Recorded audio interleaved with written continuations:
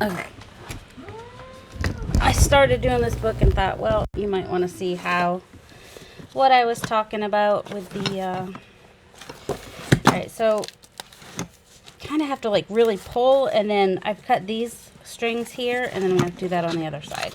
And I'm trying not to cut this part if I can, because I'd like to use this as a glue book and keep that, or an art journal, and keep it as a thing. When Jessica Rapp does it, she usually goes in the middle and breaks the strings. But so if I go like, oh, there we go, because I cut the strings on the other side, and then, oh look, my staples are already starting to come open. So now I need to grab the book block and hopefully, sorry, I had to get it, and then try to take it off. Yay, this is the easiest one I've had so far, just saying. All the other school books have been, you know, the staples have been rusted and they were never partly open. That's never been a thing. So, whoops, sorry. Now, when I'll be able to clean this up and reinforce that, and I'll probably cover that or erase them or something, and use this for a cover for another journal. Well, and I may leave the pencil marks on the front because it's just kind of cute to have what some kid wrote. Alright, now, I used to have a, of course it's not here, I had, it would really help right now too if I had, Nathan, I can finish a thought, I really can. It would help if I had my, my jewelry things right now, but, so, because these are already lifted up, I'm able to just take my ruler even and just put them up the rest of the way. And then, no, I'm going to have to do like Jessica did and take off, let's see. So you can see the different signatures in here. And sometimes Jessica says to take a couple out at a time if it's fragile paper, but it's not really fragile paper, it's just that first signature seems extra thin. So there's glue here, so you have to kind of get that glue away and then pull it through the staples. Try to get it through that staple without, might help if the staple, oh Joel, will you turn my thing over? I forgot I was making my lunch. Is it? How bad is it? All right. All right. Will you you'll eat it? Okay, I'll start a new one. You can turn it over and brown the other side. All right. So there's two signatures, and this one, picture books in winter. I'm definitely going to use that in my winter journal. You have to cut it down, but all right. So this is. I've been watching Jessica. Jessica Rapp. She just had a video showing how to do one of these books. So you can get the complete, you can see how she does it on her channel. It's been in the last couple weeks. And then at some point you get to the point where you can, not yet, this is actually not as strong of a staple as some of the other ones I've seen. And, ow, you gotta be careful not to scratch yourself. Like I just did. I was just trying to get some of this glue off of here, but that's not happening. All right, and then of course, one signature has a page that's a little bit glued to the next signature. So that's not helpful. So sometimes you kind of lose those pages as a double page, but you know, it's, oh my goodness. Sorry I'm not on screen, but sometimes you have to get it really pull really hard. There we go. Oh my goodness. And you can't pull really hard at arm's length. Isn't it nice to have a son who will eat your burned grilled cheese? Well, not really burned, because it's a gluten-free wrap, and so a gluten-free tortilla. And if it's gluten-free, it just gets really dark, but it never seems to, like, I had it on there a long time before, and I was like, wow. I mean, it never turned black. It was just brown. There we go. You can see it's not easy. So if I were going to sell pages from one of these books, I would take the book apart first. And they would probably cost a little bit more than other pages because it's such a pain. Oh yeah, it's not burnt, it's just... Yeah, pretty good. But it's pretty dark brown. Does it taste burnt when it's like that though? I don't know, it smells a little bit. Smells a little on the burnt side. Well, let's see if I can get these stupid staples out. So I just need to get it up enough to be able to... It's mozzarella. It's a cheese stick because Nathan says it melts better. 2 cheese sticks. I'm like, that's a lot of cheese. What do you mean, just 1? No, I don't. I'm not Nathan. I don't. Cheese is my flavor. Sometimes I'm like, Nathan's like, what'd you flavor it with? I'm like, cheese. I have my one son who loves cheese. I mean, who doesn't? Well, I guess some people don't, but where's my, oh man, I have, see, I had a knife here at some point that I used for this, a butter knife, can't find that, or I have some old knitting needles. I don't really want to ruin my bone folder though. Oh my goodness, or if I had my pliers that would work, but no, nothing. Absolutely nothing. Yeah, even though this is like the easiest, and this still is the easiest one I've ever done. How sad is that? Even though it's as hard as this.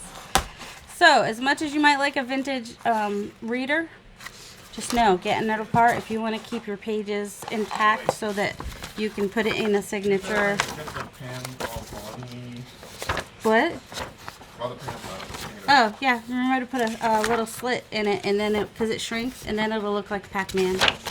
It's going to fry up some bologna. So, yeah, if you want your pages to be intact like this, this is what you have to go through. If you don't want to go through this, you just take your ruler and your X-Acto knife and just cut down. And don't worry about taking... I mean, you'll have to take it out of the block if you want to use the,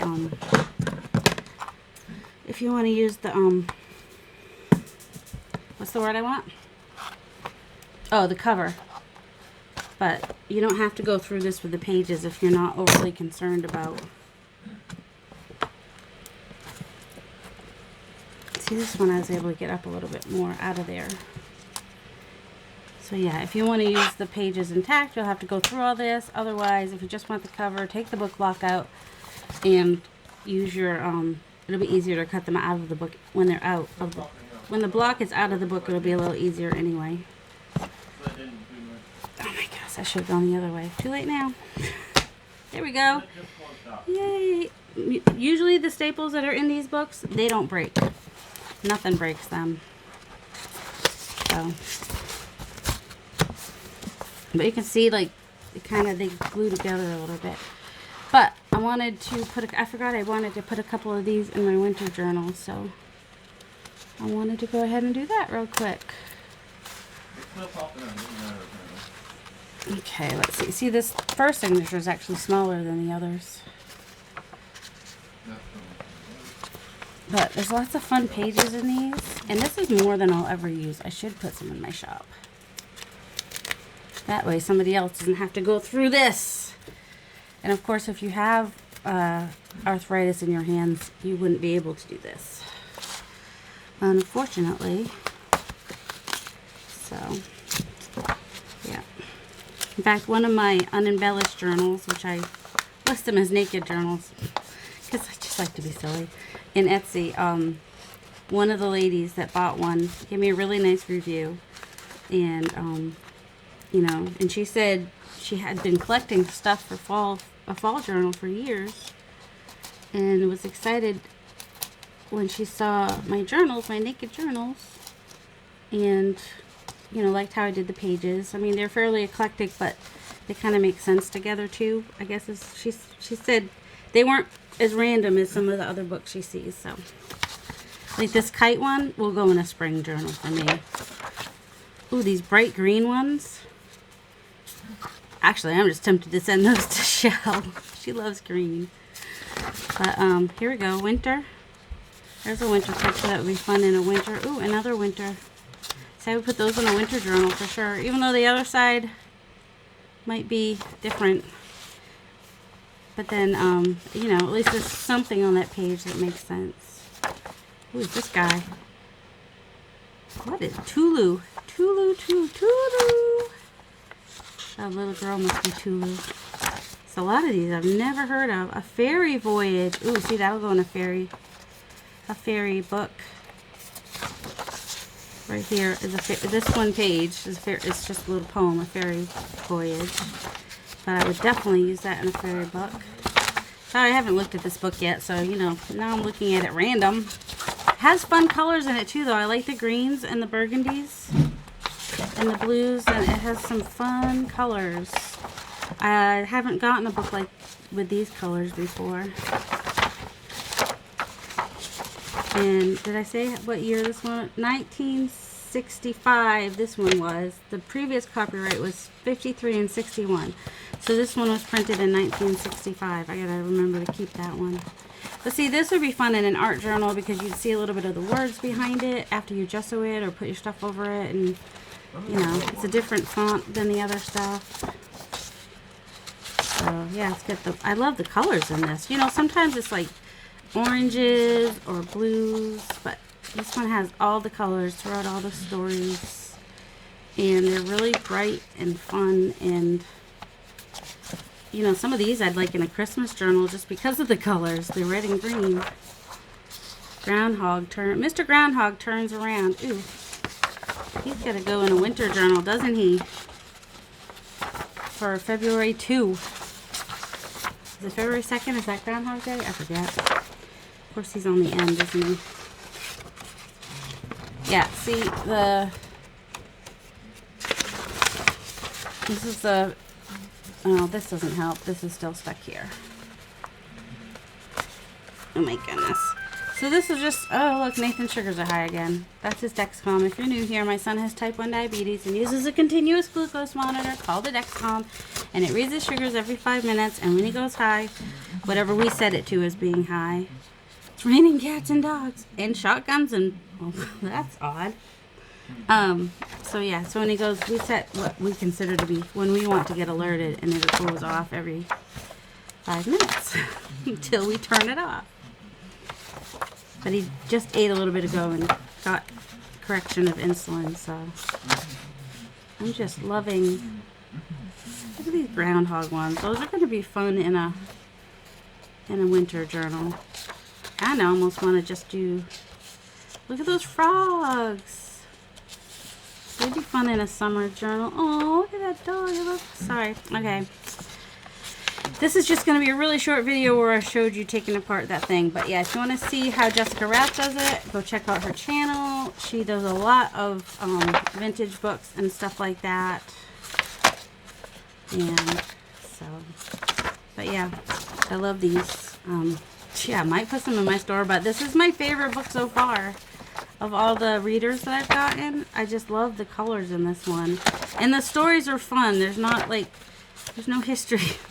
There's no colonial stories in it. I know. I shouldn't not like those ones, but they're just not my, or you know, there's no President Lincoln, President Washington stories or anything like that. They're all, that's the gruffest looking guy in the bunch that I could see. When there's that older, well, let's see, a nut tree, nothing would bear. Oh, interesting. More rain. I like the rainy ones for spring as well as flowery ones. Oh, look at the sheep in the clouds. Alright, yep. I'm so glad I got this book. If you didn't see my other video, the only reason I even bought this book is because I bought Grover. I found a 1971 Grover, and at Savers it's buy 4 get 1 free. So I had to go look for 4 more books. And then I also used my 20% off coupon. Alright, so there was this one which I'm turning into my winter journal, and a tulip one. Of course, I set that somewhere. And I think it's a Japanese one is the other one. Oh, I have them right here. Oh, there they are. Yeah, this cute tulip one. And then I got the Japanese. I think it's Japanese because it was with a bunch of other ones, and some of them look like graphic novel manga type stuff. But I don't know. If you know the difference between Japanese and Chinese, you can tell me. Either way, this is the front. I'm pretty sure. Yeah, that's the back. That's the front. Opens like this. The die That at Daiichi Kangyo Bank Limited. I didn't know banks had books. In Los Angeles, California. Made its way to Virginia. Alright, that's it for now. Have a delightful day. And my wrist hurts now from taking that book apart.